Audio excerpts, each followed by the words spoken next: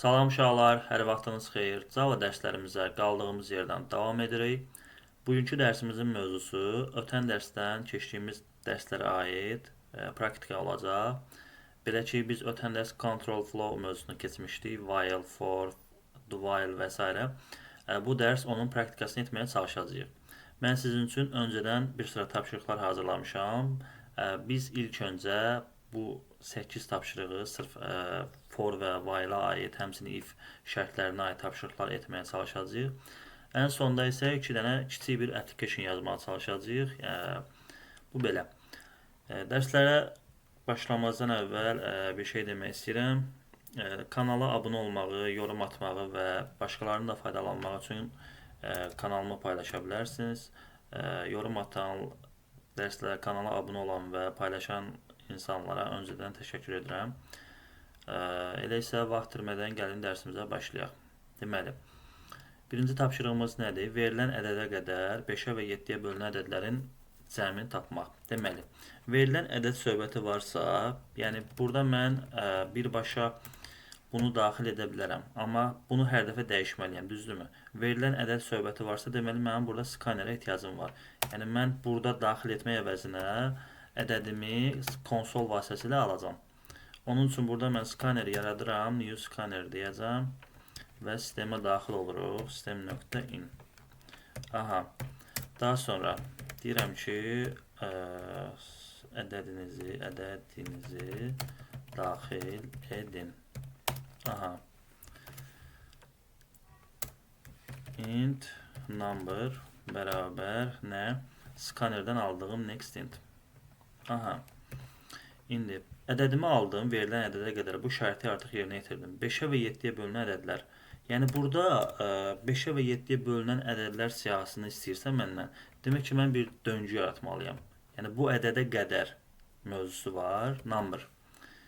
Bu şərti də aldım. Verilən ədədə qədər olan şərti aldım. 5-ə və 7-yə bölünən ədədlər. Bir ədədin 5-ə və yaxud 7-yə olsun, başqa bir ədədə bölünməsini biz if şərtindən yoxlayacağıq. Ki, bu ədəd, yəni nə? Bu ədəd yox, daha doğrusu bu başlayır, i0-dan başlayaraq number'a qədər. Deməli, i-ni böləndə 5-ə qalıq əgər 0-a bərabərdirsə, eyni zamanda və. Burada bizdə həm də nə istəyir? Və operatorunu. Yəni 7-yə bölünməyini də istəyir. i-ni əgər ki böləndə 7-yə qalıq 0-a bərabərdirsə, mən bu if şərtini verməklə bu şərti də artıq tapmış oldum ki, bu ədədlər içərisində tutalım 100 verəcəm ədədimə, 5-ə bölünəndə qalığı 0-a bərabər olan və 7-yə bölünəndə qalığı 0-a bərabər olan ədədləri tapdım. Daha sonra burada məndən nə istəyir? Cəmini tapmaq. Tamam. Başlanğıc bir dəyər əgər məndən cəmini istəyirsə, yəni bu cəm hal-hazırda 0-dır, yəni. Düzdürmü? Necə ki, bax, kalkulyatora girirəm. Burada başlanğıc bir dəyər var, yəni. Mən tutalım 5-ə və 7-yə bölünən ilk 100 ədədin daxilində müəyyən bir ədədlər olacaq. Daha sonra həmin ədədlər toplanacaq. Bu 0 həmin ədədlə toplanan nəticə ilə əvəzlənəcək. Amma mənim başlanğıc dəyərim 0 burada olduğu kimi eyni qaydada burada da bir dənə unt sum bərabər 0 dəyərini yaradıram. Daha sonra bu sum nəyə bərabərdir artıq? Gəlirəm bura. Bu dövr fırlandığı müddətcə sum bərabər nəyə? i-yə. Çünki mənim buradakı i, məsələn 0-dan 100-ə qədər 0, 1, 2, 3, 4, 5 davam etməyinə, amma hansı şərtlər altında? 5-ə və 7-yə bölünən ədədlər altında. Yəni bu şərt altında mən 5-ə və 7-yə bölünən ədədlərin cəmini tapmış oldum. İstəsəm, deməli, bunu tapandan sonra bu şərt tutalım bitdi. Ən sona nə deyirəm? Cout sum. Çünki mənim sum hal-hazırda 0 idi. Bu dövrə məruz qaldı, dəyişildi və nəticə çıxdı. Gəlin, yoxlayaq görək. Ədədinizi daxil edin. 100-ü daxil edirəm. 105. Yaxşı. İstəsəm ki, bəs bu yoxlayaq ki, bəs bu ədədlər hansı ədədlərdir? Onları görək. Onun üçün nə edə bilərik? Deməli, burada bir dənə şərt verəcəyik ki, bir dənə verək. Əgər ki Deməli, i-ni böləndə yox. Elə burada birbaşa bir dənə siyahət verirəm. Все. Ədədləri görmək istəyirəm sadəcə. Da ikinci bir ifə ehtiyacım yoxdur mənim.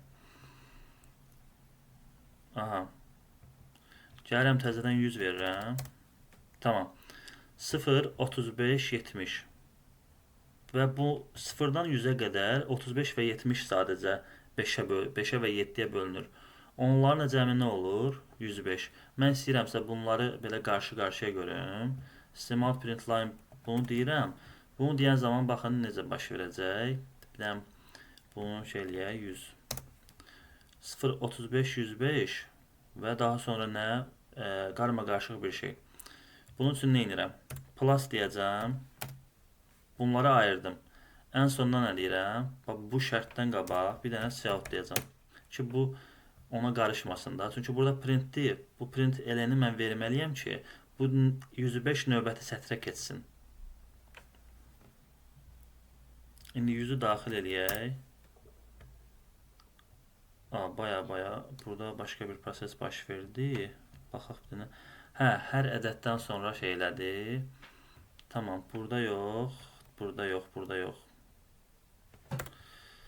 Bundan qabaq bir dənə burada belə bir şey eləyək.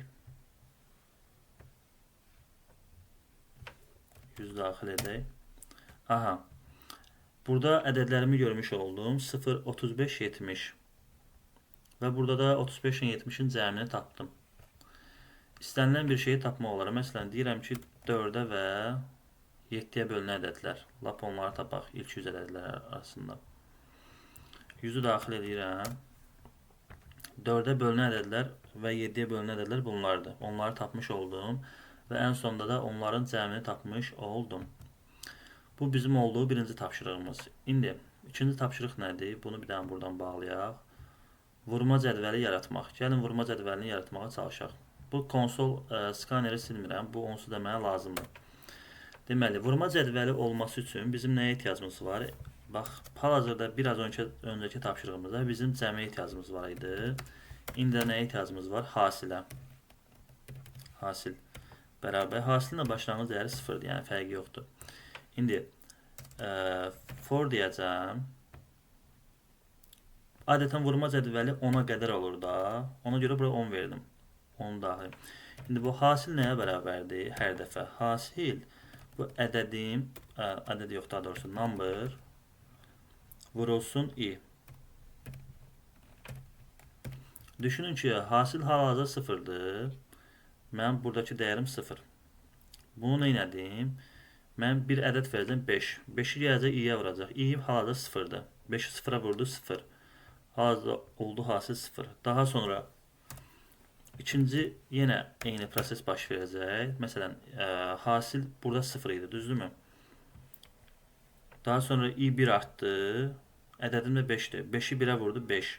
Hər dəfə arta-arta olacaq 5. 5-i 2-yə vuracaq 10. 5-i 3-ə vuracaq 15. Belə-belə artacaq.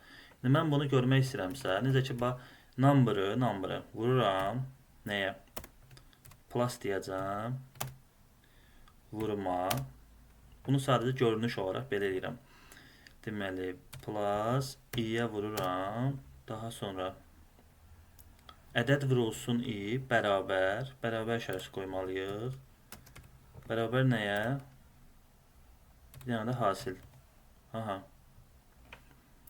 Gəlin run eləyib baxaq.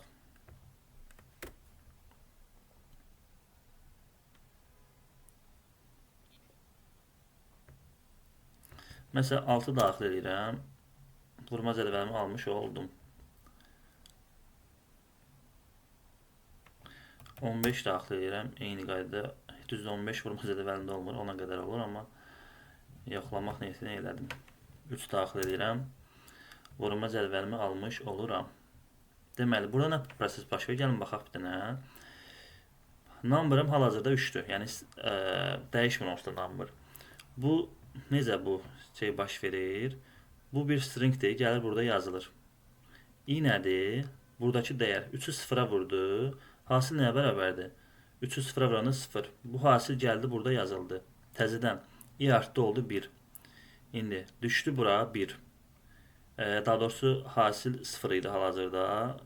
İndi nəyə bərabər oldu? 5'i vurdu 1'ə 5.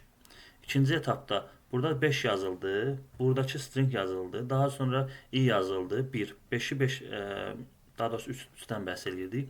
3'ü vurdu 1'ə bərabər nəyə bərabərdir 3? 3. Belə. Yenə artdı məsələn. i oldu 2. Hasilim nə idi burada? Bu heç. Hər dəfə dəyişir hasili. Ona yəni bir önəmi yoxdur bizim üçün. Number'ım hal-hazırda 3'dür. 3'ü 2'ye vurdum 6. Düşdü bura. Number'ı 3. Buradakı string yazıldı 2. Və bərabərlik işarəsi yazıldı. Daha sonra da hasil də 6'ya bərabər oldu. Həmin ifadəni yazmış oldum. Bu belə. Bu da oldu mənim kalkulyator tapşırığım. İndi növbəti faktorial hesablama. Verilən faktorial hesablama ümumiyyətlə nədir? Verilən ədədə qədər ədədin hasili. Bu da asandır əslində. Deməli, number, bu da for döngüsü ilə olacaq. For 0 number'a qədər. Eyni qaydada, bax, burada da mənim int bir dənə hasil yaradıram. Hasil bərabər. Mən burada 0 verə bilmərəm. Bir dənə verək, göstərəcəm. Hasil bərabər. Hasil nəyə bərabər olmalıdır? Hasil vurulsun number'a. Daha doğrusu number yox. i'yə. Bax. Burada hasil 0'dır. 0 bərabər 0'ı 0'a vuracaq. Tamam. Gəldi 0 oldu. Yenə 0. 1 artdı tutalım for dövrü. 0'ı 1'ə vurdu 0. Yəni istənilən bir halda bura 1000 də versək, arta hər dəfə 0'ı ədədlər artdıqca vuracaq, hasilim 0 olacaq. Ona görə bunu 1 eləməliyəm. Yenə problem düzəldi mi? Yox. Çünki buradakı 0 da eyni qaydada həmişə 0'dır. Bunu da mən 1 eləyirəm. İndi problemimiz aradan qalxdı. Number'ın özünü də götürmək üçün də bunu bərabərlik ilə dəyişirəm. Ən sonda, mənim hasilim hal-hazırda 1'dir. Nəyə məruz qalacaq? Bu döngüyə. Ən son nə deyirəm? Cout. Məsələn, faktorial. Belə bir şey eləyək. Number faktorial.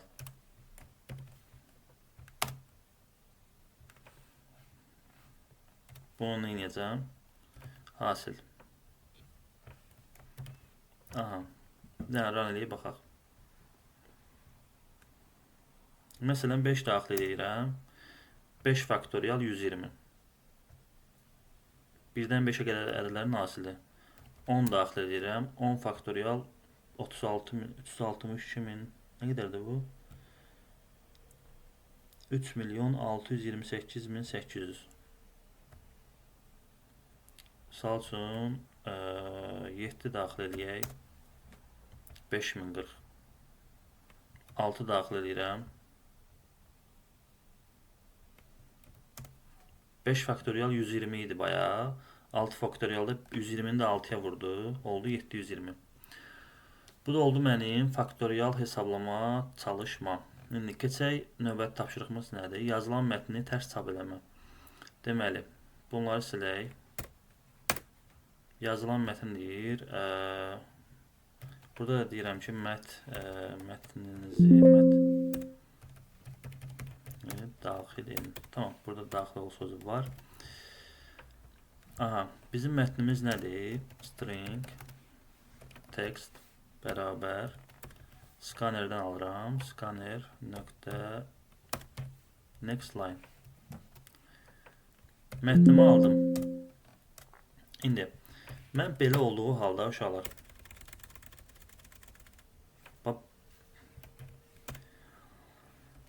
bizim mətnimizin tərsindən çevrilməsi üçün nəyə ehtiyacımız var? Yəni onları simvollara çevirməliyəm mən. Amma belə text nöqtə length deyəcəm. Bu simvol tutalım 20 simvolluq bir yazıdır. Mən də onun uzunluğu qədər bir döngü açdım burada. Burada nə etməliyəm mən? Misal üçün mən belə verə bilərəm ki, text nöqtə çarət. Bu da nə? İndeks. 0-cı indeksi nədirsə, 1-ci indeksi nədirsə, Yəni mən burada var. South text dedim. Bunu bir dənə alıram kommentariya. Ya heç almayaq. Run eləyək bir dənə. Salam. Aha. İndi burada nə baş verdi? Bu heç. Bu sadə bir siyahutdur. Bu nədir? Mənim for döngümlə olan siyahutdur. Amma burada text print elən olduğu üçün hər hərfi növbət sətrə atıb. Bunu eləyirəm. Bunu print elədim ki, növbət sətrə atmasın. Salam. Salam. Bax, bu buradakı salam. Bu da for döngüsündə olan bir salam. Məndən nə istəyir? Mətnimi tərsinə daxil eləməyimi istəyir. Düzdürmü? Bax, bu sıfırdan başlayır, düzdür? Uzunluğuna qədər. İndi tərsini istəyirsə, bunun uzunluğundan başlayıb sıfıra qədər. Düzdürmü? Yəni, text.length aha. Bu nəyə? Böyükdür. Nə olmalıdır? Sıfırdan. Tərs məntiq. Bunu neynirəm? Minus minus. Sarati. Burada problem var. Problem odur ki, uşaqlar. Tekstin uzunluğu adətən, məsələn, salam verdim, bunun uzunluğu 5'dir. Amma bizim stringlər sıfırdan başladığı üçün bu 0, 1, 2, 3, 4. Bunun ala biləcəyi maksimum indeks 4'dür. Mən bura 5 verirəmsə, bu problemdir, yəni. Bu kodun problemidir hal-hazırda. Bunu nə etməliyəm? Minus 1 verməliyəm ki, bu bunu götürə bilsin indeksdən. Daha sonra burada da 0 bərabər mənim stringim 0-dan başlayır axı. Ona görə burada nə etməliyəm? Buna da bərabərlik eləməliyəm ki, sorry, bu bərabərliyi bu tərəfdən qoymalıydım. Aha, o həmin 0-cı indeksi də götürə bilsin. Tamam. İndi run eləyib baxaq. Məsələn, salam verirəm. Buradakı salam və bunun tərsi. Təzədən böyük bir, istənilən bir indeks, yəni mətni daxil eləyək. Hello world, Java, developer və s. Yəni, bu onun və burada da boşluq qoydum, ona görə bu belə çıxdı. Buradakı boşluq həmin o boşluqdur. Yəni, istənilən bir mətni verib, onun tərsini biz ala bilərik. Bu da oldu bizim nə? Yazılan mətni tərs çəkmə məntiqimiz. Gələk indi Fibonacci'yə. Görək o nədir? Fibonacci termini. Fibonacci ümumiyyətlə nədir? Uşaqlar, bir dənə ondan bəhs edeyim. Verilən bir ədədə qədər özündən əvvəlki 2 ədədin cəmi. Yəni, məsələn, mən Fibonacci'nin 10 dəfə davam eləməyini istəyirəm. Tutalım. Birinci növbədə bir verilən ədədə qədər davam eləyir. Daha doğrusu, verilən ədədə qədər yox. Verilən say qədər Fibonacci davam eləyir. Özündən əvvəlki 2 ədədin cəmi. Yəni, məsələn, mən 10 daxil edirəm. 10 dəfə Fibonacci dövrüm davam edəcək. Necə davam edəcək? Məsələn, 0, 1, 0 ilə 1-in cəmi, 3-cü indeks olur 1. 1 ilə 2-in cəmi 3. 2 ilə 3-ün cəmi 5. 3 ilə 5-in cəmi 8. 8 ilə 5-in cəmi 13. 13 ilə 8-in cəmi 21. Belə davam edir. Yəni, Fibonacci özündən əvvəlki ikinci ədədin cəmi olan bir yanaşmadır. Gəlin biz onu yazmağa çalışaq. Deməli, burada bizim nəyə ehtiyacımız var? Text yox, artıq nə? Int number. Birinci növbədə bu number nədir? Mənim Fibonacci'nin neçə dəfə davam eləməyini istədiyimi ifadə edən bir ədəddir. Bunu götürürəm ki, ədədinizi daxil edin.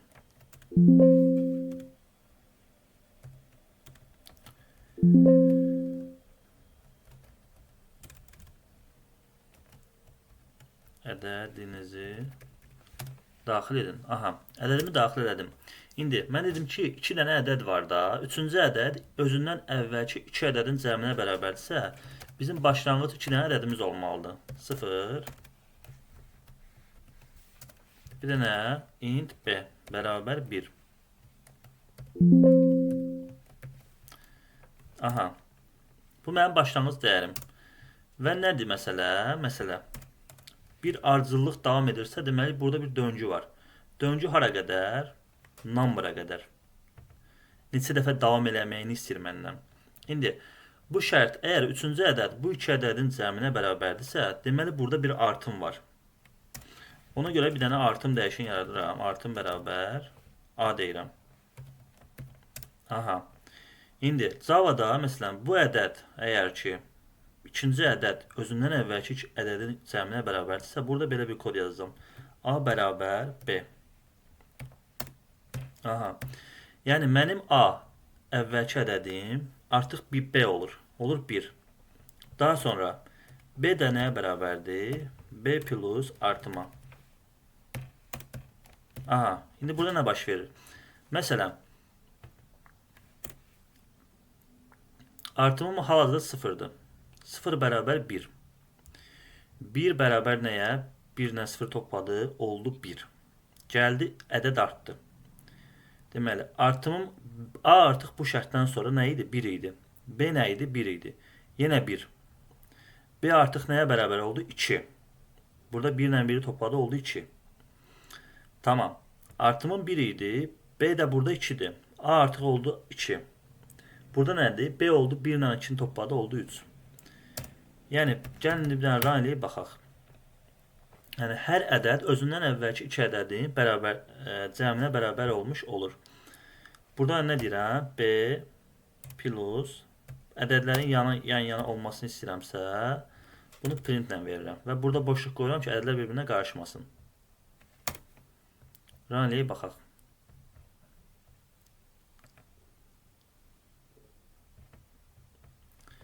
Ədədimi daxil edirəm. Məsələn, 15 dəfə davam eləməyini istədim. Bax, 1, 2.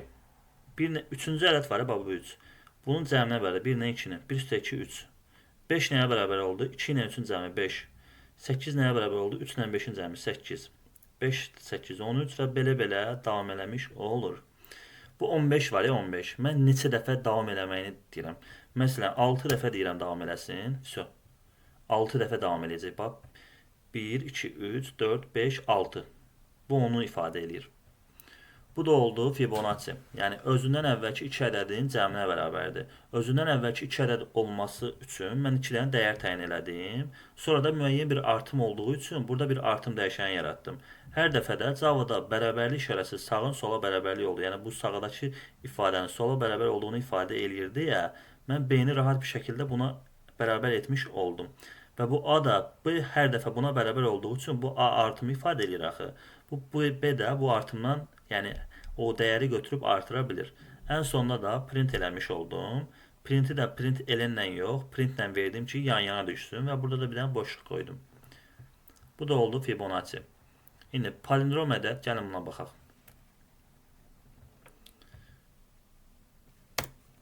Aha. Deməli belə. Palindrom olması üçün ümumiyyətlə palindrom ədəd məntiqi nədir? Ədədin tərsi özünə bərabər olmalıdır. Məsələn, 121 ədədi palindromdur. Yəni 121-i tərsindən də oxuyanda yenə 121-dir. İndi biz bir dənə məntiq quracağıq ki, əgər bu ədəd özünün tərsinə bərabərsə palindromdur. Yox deyilsə palindrom deyil yazısını ekrana verəcəyik. İndi məsələn, bunu eləmək üçün nə edirəm mən? Əlbəttə ki, nəyə ehtiyacımız var? Fora. Çünki döngü var burada. Nəyə qədər? Yox. Fora ehtiyac yoxdur. Bunu while ilə yazaq. While. Deməli belə. Bir dənə şərt verirəm. Number nə qədər ki böyükdür 0-dan. İndi ədədin tərsini tapmaq üçün mən nə edə bilərəm uşaqlar? Bax, belə bir yanaşma tərzi edək. Ədəd tərsini tapmaq, yəni ədədin mən elə bir yanaşma tərzi ifadə eləməliyəm ki, onun ədədlərin hərəsini, rəqəmləri, tərkibindəki rəqəmləri tək-tək almalıyam. O tək-tək almağı mən necə edə bilərəm? Ədədi 10-a böləndə qalan qalığı tapmaqla. Yəni, mən burada bir dənə qalıq yaradıram. Qalıq bərabər nə? Bu number bölünsün buna. Aha. Və ən əvvəl bizim nə etməliyik? Mən hal-hazırda ədədin tərsini tapmaq istəyirəm də. Tərs də başlanğıc bir dəyərdir. Ona görə buna 0 verirəm. Tamam. Bu oldu reverse. Ədədin tərsini ifadə edən dəyişən. Bu da oldu mənim qalığım. İndi reverse bərabər reverse vurulsun 10 plus bu qalıq. Ən sonunda nə deyirəm? Number bölünsün 10. 10. Və burada nə deyirəm? Number bərabər. İndi bir dənə kod yazıram, ədəd yazıram burada. 187 məsələn. Burada nə baş verir? Gəlir bir dənə fərz edin ki, burada sistema ədədimi daxil edən soruşanda 187-ni daxil elədim. Gəldi bu şərtə düşdü. 187 sıfırdan böyükdürmü? Bəli, böyükdür. Qalığımı tapdım. 187-ni 10-a böləndə qalıq nə qalır? 18 tam ədəd və qalıqda 7 qalır. Mənim reverse'üm hal-hazırda 0-dır. 0-ı 10-a vururam, 0. Qalığı gəlirəm üstünə 7. Bu andan etibarən bu 7 sağ tərəfdəki oldu dəyər və sola mənimsədi. Daha sonra əgər mən dövrümün sonlanmağını istəyirəmsə, bu 187 hər bir zaman 0-dan böyükdür. Bu müəyyən bir azalma, yəni müəyyən bir şərtlə azalmalıdır ki, döngü sonsuz bir dövrə girməsin. Ona görə ədədimi hər dəfə azaldıram. 10-a bölürəm ki, ədəd hər dəfə azalsın. Bu belə. İndi bundan etibarən 187 artıq oldu 18. Gəldi təzədən bu dövrə düşdü. 18 0-dan böyükdürmü? Böyükdür. Qalığı almaq istəyirəm indi buradan. 18-i 10-a böləndə qalıq nə qalır? 1 qalır. Qalıq da qalır 8. 1 tam ədəd, qalıq da 8. İndi gəlir düşür bu koda. Reverse'um hal-hazırda 7-dir. 7-ni 10-a vurur 70. 70-in üstünə qalığı gəlir 8. Oldu 78. Aha, düşdü növbəti sətrə. 18-i 10-a böldü. Qalıq nə qaldı? Qalıq yox, daha doğrusu. 1 qaldı. Qalıqda da qalığı üçün başım buraxın. Burada mənim qalığa ehtiyacım yoxdur. 18-i 10-a böldü. Tam ədəd olaraq 1 qaldı. Düzdürmü? Gəldi təzədən yoxladı. 1 0-dan böyükdürmü? Bəli, böyükdür. Deməli yenə dövrə girəcək. Burada 1-i 10-a bölür. Qalıqda nə qalır?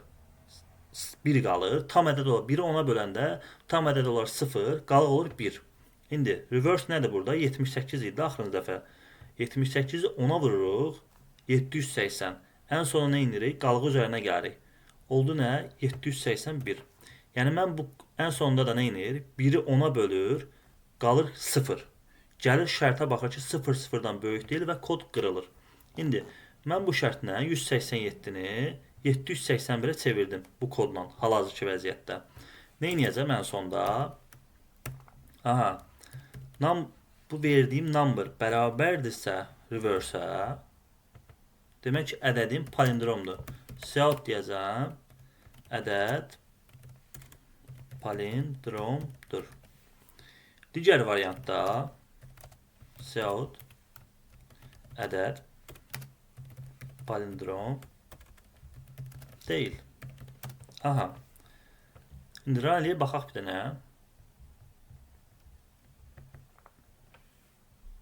Məsələn, 154 davam edirəm. Ədəd palindrom deyil. Həqiqətən də 154.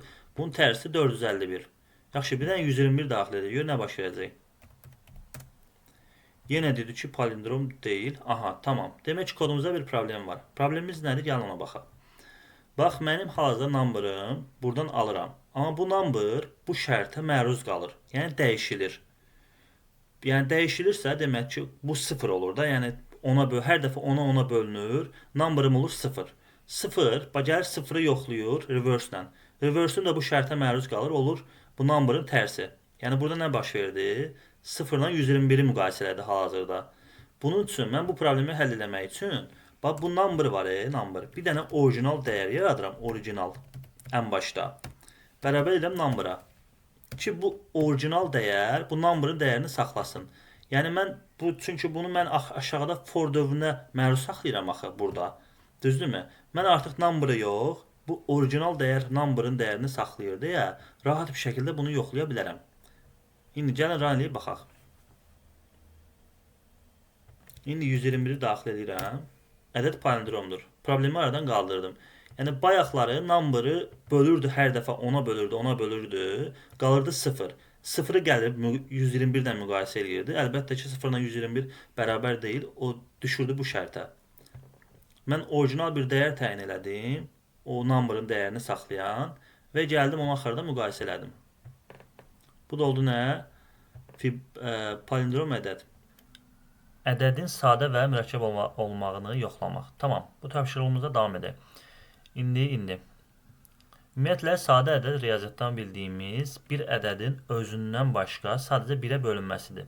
Yəni, ədəd sadəcə 1-ə və özünə bölünə bilər. İndi, onun üçün, yəni mən hal-hazırda bir şeyin doğruluğunu yoxlamaq istəyirəm, düzdür? Onun üçün mən burada bir dənə dəyişən yaradıram. Sadə olub olmadığını yoxlamaq üçün sadə adını verirəm. Və true. Başlanğıcda bütün ədədlərimi true olaraq qəbul edirəm. Sonra bir şərt verəcəm, həmin true olacaq false, yəni yanlış olacaq. Mən hal-hazırda doğru olduğunu qəbul edirəm. Tamam. Əgər ədədə qədər söhbəti varsa, mən məsələn bir ədəd verəcəm, həmin ədədə qədər ədəd özündən başqalarına bölünə biləcəkmi, yoxsa bölünə bilməyəcəkmi, onu yoxlayacağım. Ədədə qədər söhbəti olduğu üçün burada bir döngü var. Və burada nəyə qədər? Number'ıma qədər. Number'ımı burada verdim. Aha. Bizdə şərt riyaziyyatında necə idi? Əgər ki, number özündən başlayaraq bölünəndə nəyə? Yəni, burada bölünənlər nədir? Bu i'lərdir də, düzdür? Mən verirəm i. İ'yə böləndə qalıq 0-a bərabərdirsə, demək ki, bu sadə ədəd deyil də. Qalıq 0-a bərabərsə, məsələn, 20 var. 20-yə qədər ədədlər içərisində 5 var. 25-ə tam bölünə bilir də. Yəni, qalıq qalmır. Ona görə bu sadə ədəd olur nə? Sadə. Yuxarıda verdiyim dəyişən var. Doğruluğu artıq olur yanlış. Bunu nə edirəm? Edirəm false. Aha. İndi problemimiz var. Bir ədəd bu i 0-dan başladığı üçün ədədi ümumiyyətlə 0-a bölmək olmaz. Bunu eləyirəm 1. Amma istənilən bir ədəd 1-ə bölünəndə qalıq qalmadığı üçün bu şərt düzgün deyil. Yəni mən bunu bir şərti ilə yoxlasam, bu düzgün yanaşma olmayacaq. Yəni istənilən bir ədədi 1-ə böləndə rahat bir şəkildə bölünə biləcək və qalıq qalmadığı üçün bu şərtim düz gəlməyəcək. Ona görə mən nə edirəm? Burada 2 eləyirəm bunu. Aha. Bu 2-dən başlayaraq ədədə qədər, ədədi i'yə böləndə qalıq qalmırsa, demək ki, bu sadə ədədi nədir? False-dur. İndi, ədədim bura məruz qaldı. Tamam. Aşağıda bir dənə şərt verirəm. Əgər ki, sadə, yəni true-dursa, demək ki, ədədim sadədir. Ədəd sadə ədəddir. Digər variantda else Cout ədəd sadə ədəd deyil. So, yəni, bir dənə rayliyə baxaq.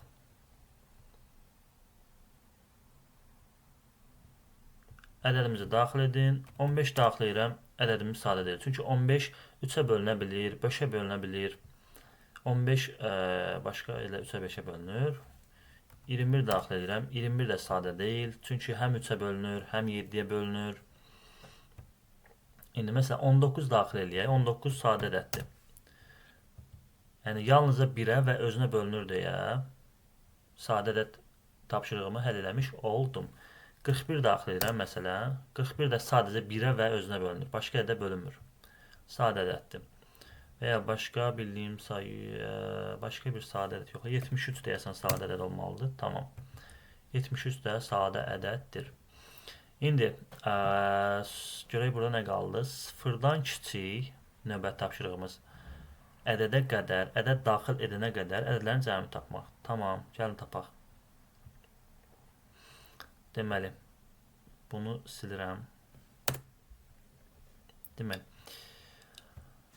0-dan kiçik ədəd daxil edənə qədər ədədlərin cəmini tapmaq.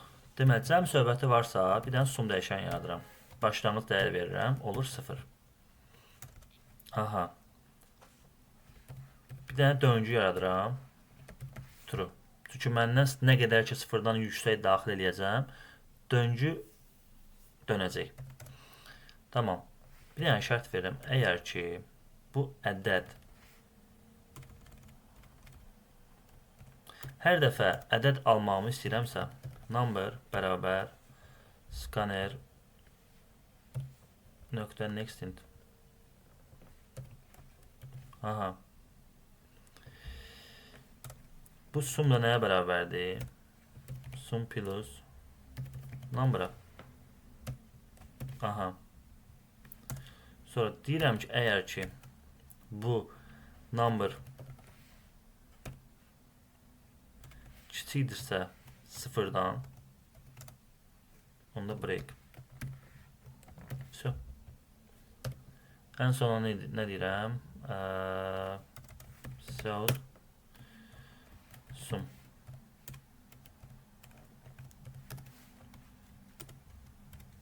Bir dənə də oldu sum. Tamam. Bir dənə run eləyib baxaq. Görək harda səhvimiz varmı, düzümüz varmı baxarıq. Bu skaneri ümumiyyətlə burada ehtiyac olmur.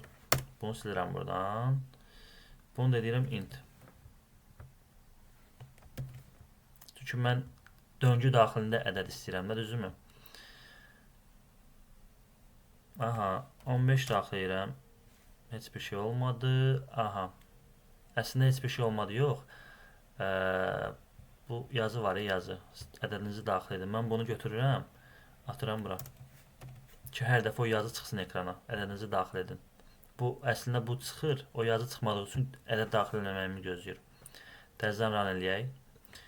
15 daxil edirəm. Yenə də deyir ki 15 da 47, 96. Nə qədər ki sıfırdan yüksək ədədlər daxil eləyəcəm, hər zaman məndən ədəd istəyəcək. Bir dənə -5 daxil edirəm. Avtomatik 15, 47, 96, 54 topladı və onun cəmini ekrana vermiş oldu. Bu da belə. Okay. İndi gəlim. Bu Calculator Application və konsol oyunu ilə davam edək. Tamam. Bunları hələ ki yazdıq. Bunları silirəm. Bunlara ehtiyacım yoxdur. Qaldı bir dənə bu iki dənə application'ı yazmaq. Konsol oyunu, skanner onsuz da mənə lazım olacaq. Bunu silmirəm. Bu da qalsın. Tamam. Gəlin Calculator application'dan başlayaq. Bax, bir kalkulyator zamanı mənə nə ehtiyacdır? 2 dənə ədəd. Və o iki ədəd arasında bir operator və o ədədlərin nəticəsini saxlayan bir dəyər. Ona görə başlayıram. Deyirəm ki, South, Enter, Z, Enter, İngilizcə yazmaya ehtiyac yoxdur. Azərbaycan birinci ədədinizi daxil edin. Aha. Int M1 deyəcəm buna. Bərabər scanner.next int. Next int. Bir dənə də ikinci ədəd alıram. Aha. Bu da olsun. İkinci ədədinizi daxil edin. N2. İndi 2 ədədimi aldım. Daha sonra mənim bunlar arasında nə ehtiyacım var idi? Operatora. Operatorun mənim nə idi? Plus, minus, yəni bir simvol, vurma, bölmə, bunlar. Bir simvolu mən nə ilə ifadə edirdik biz data tipi olaraq? Charla. Char operator deyirəm. Qısa yazaq elə. Deməli, bunu scannerdən alaq. Scanner nöqtə bir next var idi, bir də next line var idi. Bunların fərqi nə idi? Next sadəcə bir sözü götürürdü string olaraq. Bu isə bütün teksti götürürdü. Mən bütün teksti götürənə ehtiyacım yoxdur. Bir dənə next deyirəm. Bu nextdən mənə hal-hazırda simvolum charım. Bir simvol saxlayırdı ya. Charətlə onu alıram. Burada 0 verirəm. Ki birinci indeksimi alacaq. Tamam. Deməli, birinci ədədimi almış oldum. İkinci ədədimi almış oldum. Bu operatorumu da almış oldum. Bunlara nə ehtiyacım var? Result'a. Result nədir? Bax, kalkulyatora girirəm burada. Bayaqki bir iş tapşırıqda göstərdim. Başlanğıc bir dəyər var. Mən bu dəyəri, yəni necə ki burada başlanğıc dəyər var ki, mən də burada onu təyin edirəm. Bir dənə int sum yaradıram. Nəyə bərabərdir? 0-a. Yəni kalkulyatorun başlanğıc bir dəyəri olduğu kimi burada da mənim başlanğıc dəyərim 0-dır. İndi gəlin bunu switch case-lə yazaq. Switch sum yox. Mən hal-hazırda nəyə görə şərt aparmaq istəyirəm? Bu operator plus olanda bu iki ədədləri toplayacaq. Minus olanda ədədlər çıxacaq. Demək ki, mən bura nə etməliyəm? Oper üzərindən əməliyyatlar aparacağam. Və mən burada case'lərim var. Case deyəcəm ki, simvol plus olduğu variantda bu sum bərabər nəyə? M1 plus N2. Aha. Bunu da ataq bura. Bura yox, bura yox. Ha, belə. Qoşu nöqtə. Tamam. Buna bir dənə break verək ki, növbəti sətrə kodumuz düşməsin. Tamam. Bir dənə bunları kopyalayıram. 4 dənə fərqli ola bilər də. Plus minus olduğu variantda bunlar arasında çıxmaq. Vurma olduğu variantda, yəni simvolun vurma olduğu variantda bu vurma. Bir dənə bölmə olduğu halda n1 bölünsün n2. Tamam. Deyəlim ki, bu simvoldan başqa bir A ədədi daxil edim. Ona nə deyirəm? Default Cout operatoru düzgün daxil edin. Все. Aha. İndi bundan sonra ən sona nə deyirəm? Cout result plus result. Burada nə vermişəm? Sum vermişəm, tamam. Sum əslində düz deyil, sum cəm deməkdir. Yəni, bəlkə mən heç vurma əməliyyat aparacam. Bunu result edirəm.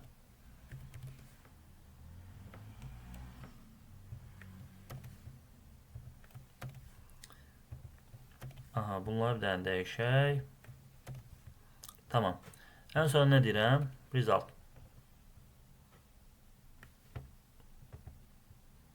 Rəliyə baxaq. Birinci ədədimi daxil edirəm 25. İkinci ədədimi daxil edirəm 12. Operatorumu daxil etməyimi gözləyir. Bunu vermədi. Ona görə bizim nə edək burada? Bundan əvvəl bir dənə deyək ki, cout operatoru daxil edin. Ya da qoşu nöqtə qoyaq. Bir də bunları belə print ilə verək ki, biraz maraqlı olsun. Qarşısında yazsın elə. Bunu da belə eləyəcəm. Tamam. Burada operatorum misal üçün plus daxil edirəm. 25 ilə 12-ni topladı 37. Təzədən run eləyək. Birinci ədədimi daxil edirəm 54. İkinci ədədimi daxil edirəm 24. Operatorumu daxil edirəm vurma. 54 ilə 24'ü hasilini tapdı burada mənim üçün. Result 296. İndi bu kodumuzda bəzi problemlər var. Problemlərimiz nədir? Biz hal-hazırda sadəcə tam ədəd daxil edirik də. Yəni bəlkə heç ədədim kəsir olacaq. Yəni o problemi necə aradan qaldıra bilərik? Bunun üçün biz nə etməliyik? Bura double verməliyik ki, kəsr ədəd də daxil edə bilək. İndi buna double eləyirəm. Yəni birinci ədədim də, ikinci ədədim də kəsr ədəd ola bilər. Burada problem nədir? Bu resultımı, nəticəmi də nə etməliyəm? Double eləməliyəm. Problemim aradan qalxdı. Tamam, indi gəlin təzədən yoxlayaq. Birinci ədədimi daxil edirəm 25.4. Problemimiz nədir? Input mismatch exception. Exception aldıq. Niyə exception aldıq? Buradakı next int'i next double eləməliyik. Next int yox. Next double. Bunu nəsə eləyək. Başqa dəyişməli olduğumuz nəsə varmı? Yox, hələ ki yox. Təzədən bir dənə run eləyək. Aha. Birinci ədədi daxil edin 25.4. İkinci ədəd 36.1. Aha. Operator daxil edirəm. Bölümə nəticəni bura yazdım. Məsələn, gəlin bir dənə A hərfi daxil edək operatorun yerinə. 24.4 14.5 Bir dənə A hərfi daxil edirəm. Operatoru düzgün daxil edin və resultım da burada çıxdı. Yəni 0 olaraq. Deməli, indi məsələn, bir dənə bir şey göstərmək istəyirəm. Burada birinci ədədimi daxil edirəm 5, ikinci ədədimi də daxil edirəm 4. Operatora daxil edirəm vurma 20. Burada 20 tam ədəd olmasına baxmayaraq 20.0 kimi göstərir. Bu biraz, yəni görünüşü düz deyil də. Yəni mənim ədədim tam ədəddirsə, orada niyə 20.0 göstərməlidir? Mən bu problemi necə eləyə bilərəm? Məsələn, bir ədədin 0-a bərabər olduğunu yoxlamaq üçün deyərəm ki, bəs result bölünsün 1-ə. Bərabərsə 0-a, deməli ədədim tam ədəddir. Onda cout bu digər variantda bunu çevirəcəm int-ə. Tamam. Bir tane de else verəcəm. Else variantda da sadəcə bu. Else variantda da deyirəm ki, bəs bu inti silirəm buradan. Aha, bunu da silək buradan. Tamam. Buna bir dənə run ilə indi təzədən baxaq.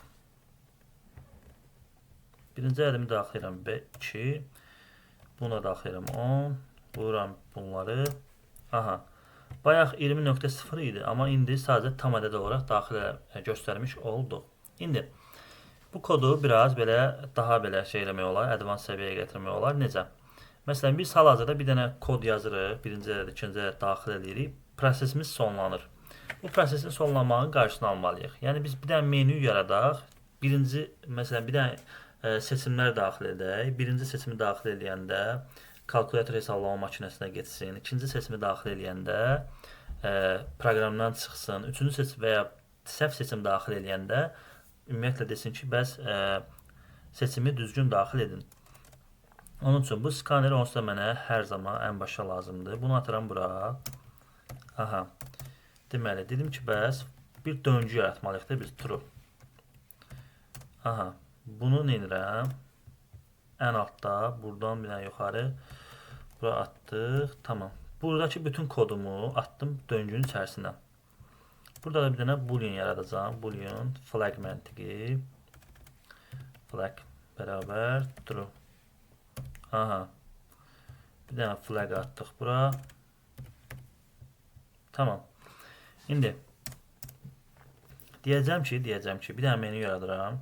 Cout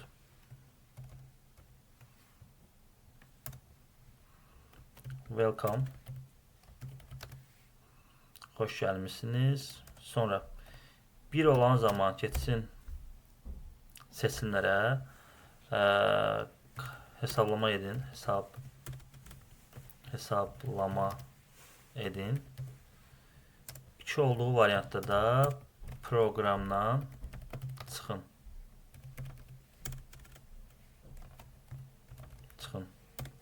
Aha. Deməli, xoş gəlmisiniz, hesablama edin və proqramdan çıxın. İndi bizim seçimimiz vardı, düzdür? Choice deyəcəm. Choice nəyə bərabərdir? Skanerdən aldığım bir dəyərə. Aha. Əgər ki, bax, aldığım bu dəyər choice 1-ə bərabərdirsə, yəni 1-ə bərabərdirsə, mən bayaqdan nə iş görürdüm? Hesablama vardı, düzdür? Yəni bu 1-ə bərabərdirsə, hesablama edin seçirəmsə mən, buradakı bütün proseslər nə olmalıdır? Atıram bunun içərisinə. Yox, əgər ikinci seçimdirsə, yəni seçimim, bu ifin skopkası harada başlayır? Burada. Harada bitir? Burada. Bir dənə deyirəm ki, else, if variantda, seçim əgər 2-yə bərabərdirsə 2-yə. O zaman nə? Bu yuxarıda yaratdığım flag var, flag, true. True bərabər false. Flag bərabər false. Yəni döngü sonlanacaq. Digər variantda deyərəm ki, else, cout, nə? Seçimi düzgün edin.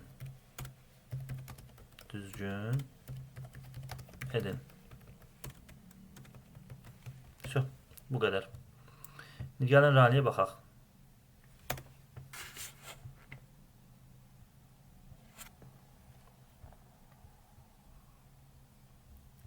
Welcome, hesablama edin və ya proqramdan çıxın. Məsələn, 2 deyirəm, prosesim sonlandı. 1 deyəcəm.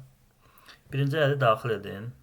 Məsələn, 15.4. İkinci ədədimi daxil edirəm. 32.5 olsun. Vurma əməliyyatı və ya bölmə əməliyyatı hər hansı bir şey. 500.5 resultımı çıxartdı bura. Təzədən yenə də proqram sonlanmadı.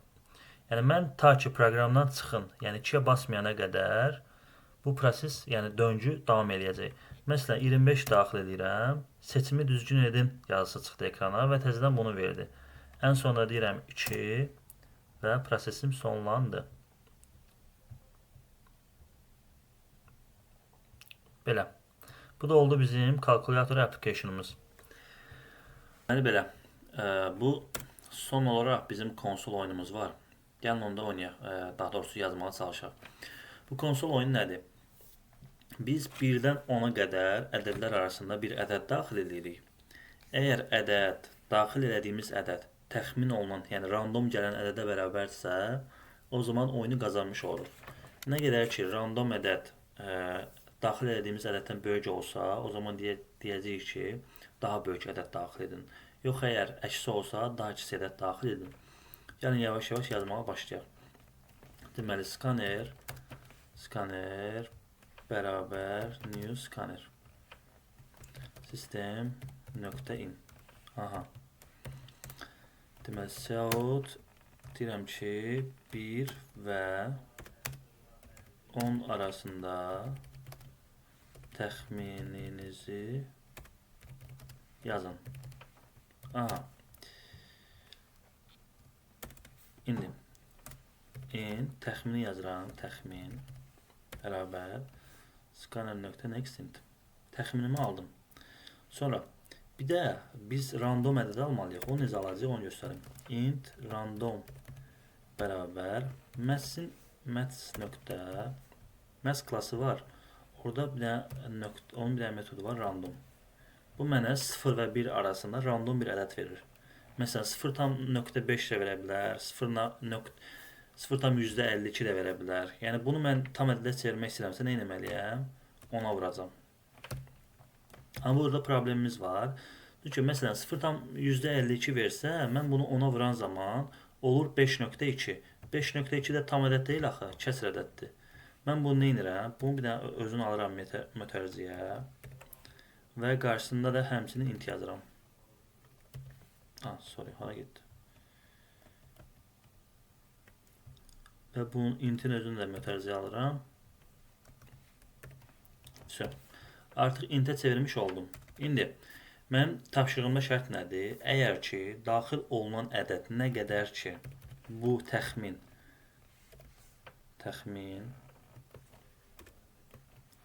bərabər deyil random ədədə, dövrüm davam eləsin. Yəni, mənim ədədim, təxmin elədiyim ədəd nə qədər ki, random ədədə bərabər deyil, dövrüm davam eləsin.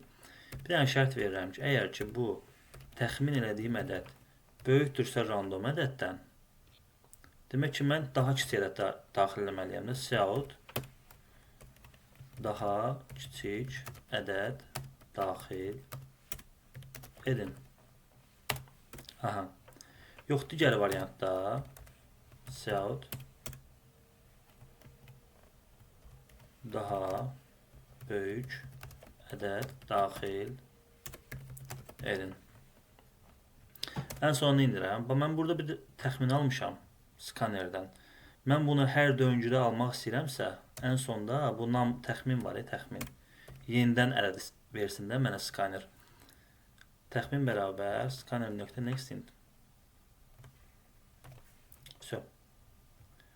Yox, məsələn, tutalım, təxmin edeyim ədəd, random ədədə bərabərsə, deməli, dövrü qırılmalıdır. Əgər bu şərtdən çıxırsa, onu deyim ki, bəs, Cout, siz oyunu qazandınız.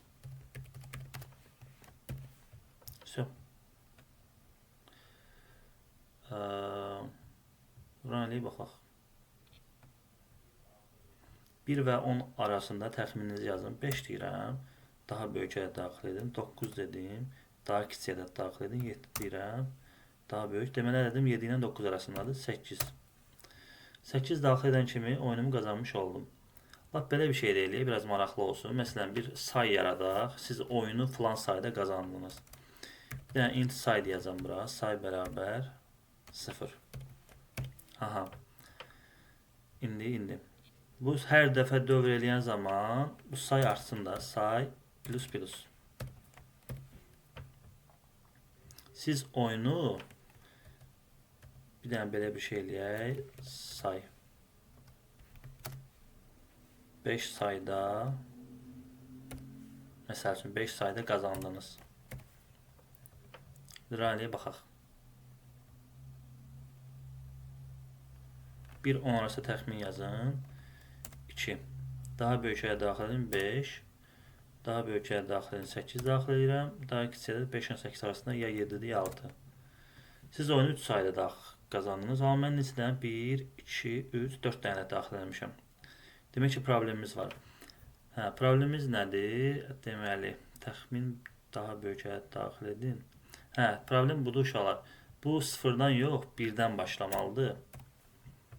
1-dən başladığı zaman bu elə bil ki, bir ədədin burada istifadə olunurdu ya, burada istifadə olunurdu ya, onu saya bilmir.